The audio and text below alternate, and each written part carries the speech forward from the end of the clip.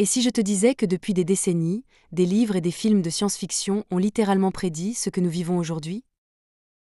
Des pandémies, des confinements, des coupures d'électricité massive, et même l'arrivée des robots humanoïdes. Beaucoup croient que la science-fiction n'est qu'un divertissement. Pourtant, certaines histoires ressemblent à des prophéties.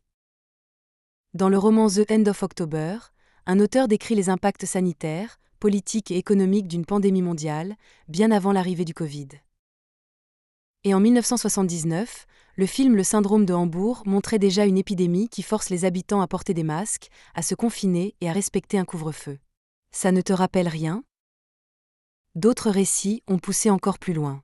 Dans Station Eleven, le monde est ravagé par une grippe fulgurante, et on suit des survivants qui luttent pour préserver l'art et la culture.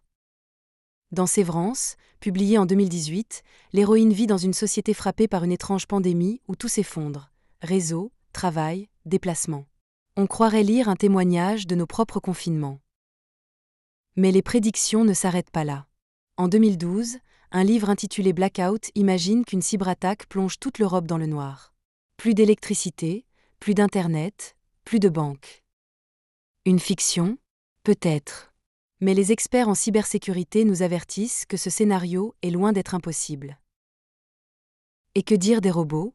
Elon Musk a présenté son robot humanoïde Optimus et parle de voitures autonomes sans volant. Exactement ce que les films de science-fiction nous montraient depuis des années.